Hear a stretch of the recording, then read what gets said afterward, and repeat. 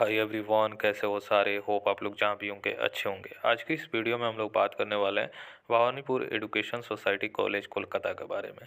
आज का कोर्स है बीबीए कोर्स। इसके एडमिशन के बारे में हम लोग बात करेंगे क्योंकि बीबीए कोर्स जो भवानीपुर एजुकेशन सोसाइटी कॉलेज में काफ़ी डिमांड में रहता है और यहाँ पे स्टूडेंट चाहते हैं जाने के लिए और बीबीए में एडमिशन लेने के लिए, क्योंकि काफ़ी अच्छा इंस्टीट्यूट है। और भवानीपुर कॉलेज आप सभी रूबरू होंगे जो आपके सीनियर होंगे और आप सभी भी एडमिशन लेने वाले हो, जाहिर सी बात है आप कहीं ना कहीं नाम तो सुने ही होंगे। तो अच्छा इंस्टीट्यूट है। तो इस वीडियो में हम लोग कवर करेंगे बीबीए कोर्स का एडमिशन से रिलेटेड जो भी आपके लिए कंप्लीट इन्फॉर्मेशन होगा ना, इस वीडियो के अंदर कवर हो जाएगा। तो वीडियो एंड होते होते जो भी आपका कन्फ्यूजन है वो तो दूर हो जाने वाला है, और जो भी आपका अगर डाउट भी रहेगा तो आप हमें कमेंट सेक्शन में ज़रूर पूछ सकते हो, डेफिनेटली आपको हेल्प किया जाएगा। चलिए हम लोग बात कर लेते हैं वन बाय वन, जो भी आपके लिए डिटेल है उसको कवर कर लेते हैं। ठीक है, तो सबसे पहले हम लोग टॉपिक को जान लेते हैं, कौन कौन सा टॉपिक को कवर करेंगे इस वीडियो के अंदर, क्योंकि ये काफ़ी ज़रूरी हो जाता है। मैं सोचता हूँ पहले आपको टॉपिक बता दूँ, उसके बाद वन बाय वन जो भी पॉइंट मैंने आपको बताया है टॉपिक में उसको वन बाय वन कवर किया जाए। ठीक है, तो देख लीजिए, इसमें पहला तो हम लोग कवर करेंगे कि आप यहाँ पे एडमिशन कैसे ले सकते हो, एडमिशन प्रोसेस क्या रहता है, इसके अंदर जो भी डिटेल रहेगा हम लोग कवर करेंगे। उसके बाद हम लोग बात करेंगे एलिजिबिलिटी क्राइटेरिया से रिलेटेड, क्योंकि एलिजिबिलिटी क्राइटेरिया काफ़ी इंपॉर्टेंट हो जाता है। तो एलिजिबिलिटी से रिलेटेड हम लोग बात करेंगे। उसके बाद फीस स्ट्रक्चर से रिलेटेड बात करेंगे कि यहाँ पे फ़ीस कितना लगता है। उसके बाद हम लोग बात करेंगे बीबीए कोर्स का जो क्लासेस की टाइमिंग रहता है वो क्या रहता है। उसके बाद हम लोग बात करेंगे कि कॉलेज का जो शिफ्ट रहता है कौन से शिफ्ट में चलता है, एक शिफ्ट में चलता है या दो शिफ्ट में चलता है। और उसके बाद हम लोग और भी डिटेल को कवर कर लेंगे वीडियो के बीच बीच में, जो भी आपके लिए इंपॉर्टेंट इन्फॉर्मेशन है ना उसको हम लोग कवर कर लेंगे। चलिए हम लोग अब वन बाय वन जो भी टॉपिक है उसको कवर कर लेते हैं। तो सबसे पहला हमारा टॉपिक है यहाँ पे एडमिशन आप कैसे ले सकते हो, एडमिशन प्रोसेस क्या रहता है। ठीक है, तो यहाँ पे ज़्यादा कोई हार्ड रूल नहीं रहता है एडमिशन से रिलेटेड। सिंपल सा रहता है कि यहाँ पे आप एडमिशन मेरिट बेस एडमिशन आप ले सकते हो। यानी सिंपल है कि आप क्लास 12 के मार्क्स के बेसिस पे आपका एडमिशन हो जाएगा। किसी भी बोर्ड से आप पास आउट हो वो मैटर नहीं करता। ठीक है, आप एडमिशन यहाँ पे मेरिट बेस एडमिशन ले सकते हो। अदर स्टेट के स्टूडेंट भी यहाँ पे अलाउड होते हैं, आराम से अप्लाई कर सकते हो। सबका मतलब एक समान एडमिशन प्रोसेस होता है, किसी का डिफरेंट नहीं होता। ठीक है, अगर आप कोलकाता से हो, अगर आप बिहार से हो, अगर आप झारखंड से हो, अगर आप उड़ीसा से हो, अगर आप दिल्ली से हो, अगर आप मुंबई से हो, कहीं से भी आप बिलोंग करते हो तो डेफिनेटली आप यहाँ पे अप्लाई कर सकते हो, कोई दिक्कत नहीं है। ठीक है, सिंपल है। यहाँ पे मेरिट बेस एडमिशन होता है, क्लास 12 के मार्क्स के बेसिस पे होता है। अब जाहिर सी बात है, यहाँ पे मेरिट बेस एडमिशन होता है तो यहाँ पे एंट्रेंस नहीं कंडक्ट करवाया जाता है। ठीक ठीक है, सिंपल है। फॉर्म रिलीज़ किया जाएगा तो फॉर्म को सिंपली फिलअप करना है। फॉर्म फिलअप करके आपको जो भी डिटेल मांगा जाएगा उसको डालिएगा। वहाँ पे क्लास 12 का जो भी है मार्क्स है उसको फिलअप करना है। ठीक है, ये ध्यान रखिए, पास स्टूडेंट ही, मतलब क्लास 12 के पास स्टूडेंट ही करेंगे। अगर जिनका कंपार्टमेंट लगा होगा वो अप्लाई नहीं कर सकते हैं। ठीक है, ये ध्यान रखिएगा। और यहाँ पे एप्लीकेशन फ़ीस लगता है, हर कोर्सेज़ के लिए अलग अलग लगता है यहाँ पे। तो बीबीए के लिए भी अलग से चार्जेस रहेगा, जो भी एप्लीकेशन फ़ीस रहेगा जो 2025 का रिलीज़ किया जाएगा ना, तब बता दूंगा आपको। ठीक है, हर साल चेंज होते रहते हैं तो मैं बता दूंगा आपको। तो यही रहता है। बाकी आपको एप्लीकेशन फॉर्म को फिलअप कर लीजिएगा, उसके बाद फ़ीस पेमेंट करके कर लेना है। ठीक है, यहाँ पे बेस्ट ऑफ 4 का कैलकुलेट किया जाता है। तो इंग्लिश यहाँ पे कंपलसरी रहता है कि इंग्लिश आपको क्लास 12 में पढ़े रहना चाहिए। बाकी 3 सब्जेक्ट आप अपना मेन डाल सकते हो। एलिजिबिलिटी क्राइटेरिया में चलेंगे ना तो वहाँ पे आपको और अच्छे से समझ में आ जाएगा। ठीक है, यहाँ पर आपका क्लियर हो चुका है। चलिए हम लोग अब डायरेक्ट एलिजिबिलिटी क्राइटेरिया पे चलते हैं। तो वेबसाइट पे ही चलते हैं कॉलेज के, वहाँ पे आपको बता देते हैं, अच्छे से आपको समझ में आ जाएगा। तो आइए हम लोग एलिजिबिलिटी से रिलेटेड बात कर लेते हैं। ठीक है, तो आप सभी को पता ही होगा कि आप कोर्सेज़ जो है 4 साल का हो चुका है, जो भी आप ऑनर्स कोर्सेज़ करने वाले हो, और बीबीए भी ऑनर्स कोर्सेज़ में ही आता है। तो आप देख सकते हो यहाँ पे जनरल क्राइटेरिया जो बोला गया है, जो भी कैंडिडेट है उनको पास होना ज़रूरी है 10+2 में। ठीक है, जो भी आपने बोर्ड से एग्जामिनेशन दिया है सारे बोर्ड वाले अलाउ होते हैं। ठीक है, अगर आपको फर्स्ट सेमेस्टर 4 साल का जो भी कोर्सेस है उसमें एडमिशन लेना है तो ये ध्यान रखिए, आपको इंग्लिश में पास होना तो ज़रूरी है। और आप 100 नंबर का मैक्सिमम जो 100 नंबर का पेपर होता है ना, उतना नंबर का पेपर आप दिए रहोगे। ठीक है, 100 में आप भले ही कितने ही लाओ, जस्ट पास लाओ, पर आपको पास होना ज़रूरी है, प्लस 100 नंबर का आप मैक्सिमम पेपर दिए रहोगे। ठीक है, ये ध्यान रखिए। वैसे कैंडिडेट जो 3 साल पहले के अगर पास आउट है, मतलब 4 साल के वो ड्रॉप आउट है, तो वो अलाउड नहीं होते। मैक्सिमम 3 साल तक के ही पास कैंडिडेट अलाउ होते हैं, ये ध्यान रखिएगा। लास्ट ईयर 2021 तक के कैंडिडेट अलाउ थे, तो इस साल 2022 तक के अगर जो पास आउट होंगे उनको अलाउ किया जाएगा एडमिशन के लिए। उसके बाद जो भी कैंडिडेट हैं 10+2 में और जो CBSE, CISCE, ISC या WBCHSC बोर्ड से अगर NIUS जो भी है, आपको सबमिट करना पड़ेगा माइग्रेशन सर्टिफिकेट, ये ध्यान रखिएगा। उसके बाद ये देख लीजिए, मतलब क्या है ना कि माइग्रेशन सर्टिफिकेट ये लोग मांगते हैं अगर जो भी बोर्ड से आपने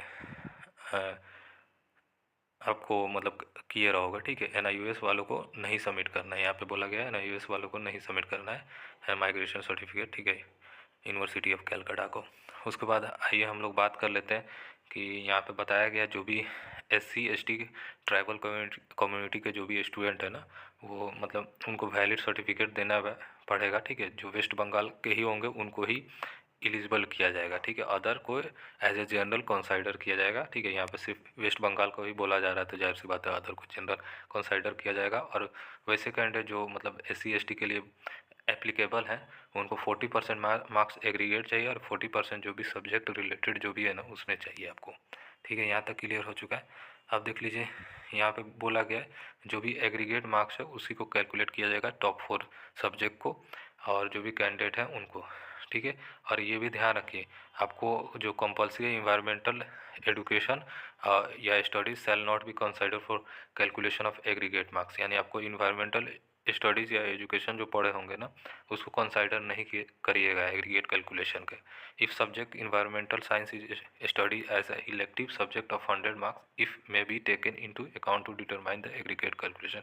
अगर इन्वायरमेंटल साइंस आप पढ़े हो, इलेक्टिव सब्जेक्ट में 100 मार्क्स का पेपर दियो, तब आप मतलब कर सकते हो एग्रीगेट मार्क्स कैलकुलेशन के, ठीक है। ये सारा चीज़ें यहाँ पे बताया गया है। तो होप ये चीज़ें समझ में आ चुका है। ये था आपका जनरल क्राइटेरिया। अब हम लोग चलते हैं BBA कोर्स का जो भी मतलब रिक्वायरमेंट है ना उसके बारे में हम लोग समझ लेते हैं। ये आपको इसलिए हमने बताया ताकि ये जो भी रूल्स एंड रेगुलेशन है ना भवानीपुर एजुकेशनल सोसाइटी कॉलेज का, तो ये जनरल क्राइटेरिया को भी अच्छे से समझ लेना और इसको भी फुलफ़िल करना है, ये ध्यान रखिए आप, ठीक है। इसमें बाकायदा इन्होंने बता रखा है जो भी रिक्वायरमेंट है उसके लिए इन्होंने बता रखा है, ठीक है। तो आइए हम लोग BBA का जो भी रिक्वायरमेंट है ना ये थोड़ा सा समझ लेते हैं अच्छे से, ताकि आपका जो भी डाउट रहे ना एलिजिबिलिटी से वो क्लियर हो जाएगा। इससे पहले हमने जनरल क्राइटेरिया को समझा था, वो भी काफ़ी ज़रूरी था और ये तो और ज़रूरी है, ठीक है। तो दोनों चीज़ें काफ़ी ज़रूरी हो जाती है। तो देख सकते हो इन्होंने ये बोला कि वैसे कैंडिडेट जो भी एडमिशन लेना चाह रहे हैं BBA कोर्स में, तो उनको 50% जो मार्क्स है एग्रीगेट बेस्ट ऑफ 4 में चाहिए, यानी बेस्ट ऑफ 4 का कैलकुलेशन होता है, ठीक है। उसके बाद 45% जो सब्जेक्ट रहता है ना रिलेटेड सब्जेक्ट मैं बताऊंगा उसमें रहना चाहिए। तो जो भी ये सब्जेक्ट का लिस्ट बताऊंगा तो उसमें से एक सब्जेक्ट आपके पास रहे तो उसमें 45% मार्क्स रहना जरूरी है, जो भी प्रीवियस क्वालिफाइंग एग्जामिनेशन है, ठीक है। उसके बाद एक और एलिजिबिलिटी क्राइटेरिया को दिया गया है, अगर आप पहला वाला जो हमने बताया ये फुलफ़िल नहीं करते हो तो दूसरा को फुलफ़िल कर लीजिएगा, तो इसमें भी एलिजिबल हो जाएगा, ठीक है। तो इसमें 55% जो मार्क्स है जो भी रिलेटेड सब्जेक्ट है जो भी क्वालिफाइंग एग्जामिनेशन में उसमें रहे तो हो जाएगा, जो भी हम बताऊंगा उसमें 55% अगर आपके पास रहे तभी भी आप एलिजिबल हो जाते हो।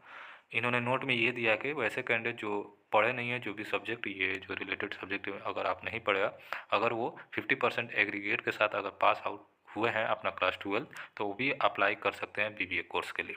तो सिंपल है, हर स्ट्रीम के स्टूडेंट को अप्लाई करना जो मतलब कर सकते हैं वो लोग, ठीक है। सब लोग एलिजिबल है, वो आर्ट्स हो या साइंस हो या कॉमर्स हो जो भी स्ट्रीम्स है, तो आप एलिजिबल हो जाते हो अप्लाई करने के लिए। सिंपल सा है कि आपको जो भी एलिजिबिलिटी है उसको फुलफ़िल करना है, ठीक है, ये ध्यान रखिएगा आप। और इंग्लिश में आप 100 नंबर का पेपर दिए रहोगे, ये भी ध्यान रखिएगा। अब रिलेटेड सब्जेक्ट आपके सामने आप देख सकते हो, तो देख सकते हो commerce, accountancy, business economics including business management, business mathematics, business organisation mathematics, economics statics, business studies, office and secretarial practice, human rights and practices, public related, database management, financial accounting elements of cost accounts, auditing, bookkeeping courses, law, business law, cost accounting, principles of management, taxation, other science and humanities and vocational subject following 10+2 system. ठीक है, तो ये सारा subject है, related subject है, तो आप देख सकते हो इसमें से आपके पास सब्जेक्ट है तो आप कर सकते हो जो भी एलिजिबिलिटी के हिसाब से बताया गया है। ठीक है, तो होपफुली ये एलिजिबिलिटी से रिलेटेड समझ में आ चुका है। जो भी इन्फॉर्मेशन था मैंने आपको अच्छे से कंप्लीट बता दिया है। फिर भी अगर आपको डाउट हो जरूर कमेंट सेक्शन में आप पूछ सकते हो, डेफिनेटली आपको बताया जाएगा। ठीक है, तो आइए हम लोग फीस स्ट्रक्चर से रिलेटेड बात कर लेते हैं कि यहाँ पे फीस कितना लगता है। ये ध्यान रखिए, यहाँ पे जो फीस लगता है वो सेमेस्टर वाइज फीस यहाँ पे लगता है। ठीक है, ये लास्ट ईयर का मैं बता रहा हूँ, इस साल का अपडेटेड नहीं आया, तो अपडेटेड आने में थोड़ा सा अभी टाइम है क्योंकि एडमिशन अभी स्टार्ट हुआ नहीं है 2025 सेशन के लिए। ठीक है, तो अभी आपको वेट करना है। एडमिशन मोस्ट प्रोबेबली आप सभी का जो मई के आसपास में स्टार्ट होगा, तो अभी वेट कीजिए। यहाँ पे मेरिट बेस एडमिशन होता है, जाहिर सी बात है आपको बोर्ड का रिजल्ट आ जाएगा तभी ना आप अप्लाई कर पाओगे, जाहिर सी बात है आपके पास मार्क्स रहेगा तभी आप अप्लाई कर सकते हो। ठीक है, तो सीबीएसई का जब रिजल्ट आ जाता है ना तो उसी के आसपास ये लोग रिलीज़ कर देते हैं। ठीक है, अगर पहले भी आ जाता है ना, अगर आपका रिजल्ट नहीं आया रहता है तो वो लोग टाइम भी देते हैं कि आप अप्लाई तब करोगे जब आपका रिजल्ट आ जाएगा। ठीक है, तो अच्छा खासा टाइम मिलता है अप्लाई करने का, तो जब आएगा वो आपको बताया जाएगा अपडेटेड। ठीक है, तो ये लास्ट ईयर का फीस स्ट्रक्चर है। ठीक है, एडमिशन के टाइम पे कितना दिया गया था, तो 48,370 रुपीज़ एडमिशन के टाइम पे दिया गया था। तो इसमें एडमिशन चार्जेस जो भी एक्स्ट्रा चार्जेस होते हैं और एक सेमेस्टर का फीस भी इसमें इंक्लूडेड था। और सेकेंड सेमेस्टर का थोड़ा बहुत कम होगा। ठीक है, अब सेकेंड सेमेस्टर का यहाँ पे मेंशन नहीं किया गया वेबसाइट पे, तो मैं भी नहीं बता रहा हूँ। ठीक है, तो यही है, बाकी इतना ही के आसपास लास्ट ईयर लगा था, इतना ही लगा था, वेबसाइट पे इतना ही मेंशन है। और इस साल फीस इंक्रीज हो सकता है। ठीक है, ये ध्यान रखिएगा, हर साल 10% के आसपास हर कॉलेज इंक्रीज करती है, तो होपफुली भवानीपुर कॉलेज भी इंक्रीज करेगी। ठीक है, तो अगर इंक्रीज होगा, वेबसाइट में चेंजेस होगा, वेबसाइट में जो भी फीस स्ट्रक्चर से रिलेटेड, तो आपको डेफिनेटली बताया जाएगा। ठीक है, होपफुली यहाँ तक क्लियर हो चुका है फीस स्ट्रक्चर से रिलेटेड। अब हम लोग बात कर लेते हैं कॉलेज क्लासेस टाइमिंग और कॉलेज की शिफ्ट के बारे में कि कौन कौन से शिफ्ट में कॉलेज चलता है। तो सिर्फ एक शिफ्ट में कॉलेज चलता है, वो है डे सेशन। ये कोएड क्लासेस यहाँ पे चलता है, गर्ल्स एंड बॉयज़ दोनों के लिए क्लासेस कंबाइन चलते हैं। ठीक है, डे शिफ्ट में क्लासेस चलते हैं। अब क्लासेस की टाइमिंग क्या रहती है, तो 10 AM to 5 PM तक क्लासेस चलता है, इसी के बीच में आपका क्लासेस चलता है। अब बीच बीच में गैप रहता होगा, बीच बीच में ऑफ रहता होगा, तो आप वहाँ पे लाइब्रेरी वगैरह का यूज़ कर सकते हो। कॉलेज है तो जाहिर सी बात है बीच में आपका क्लासेस गैप भी रहेगा, बीच में ब्रेक रहेगा, तो लगातार नहीं होता है, बीच बीच में आपका गैप भी रहता है। ठीक है, तो ये सारा इन्फॉर्मेशन था। होपफुली ये इन्फॉर्मेशन समझ में आ चुका है बीबीए कोर्सेज से रिलेटेड। तो जो भी ईच एंड एवरी टॉपिक था मैंने आप सभी के लिए कवर कर दिया है। ठीक है, अब 2025 के लिए जब एडमिशन स्टार्ट होगा डेफिनेटली आप सभी को बताया जाएगा। ठीक है, यहाँ तक क्लियर हो चुका है, तो चलिए फिर मिलते हैं अलग वीडियो के साथ। अब आपको नेक्स्ट वीडियो किस कोर्स से रिलेटेड देखना है ज़रूर कमेंट सेक्शन में आप हमें बता सकते हो, डेफिनेटली आपके लिए बनाया जाएगा। इन्फॉर्मेशन निकालने में थोड़ा टाइम लगता है, इसलिए वीडियो आने में भी थोड़ा टाइम लग जाता है। ठीक है, तो चलिए फिर मिलते हैं अलग वीडियो के साथ, तब तक के लिए बाय, टेक केयर और ख्याल रखिए अपना।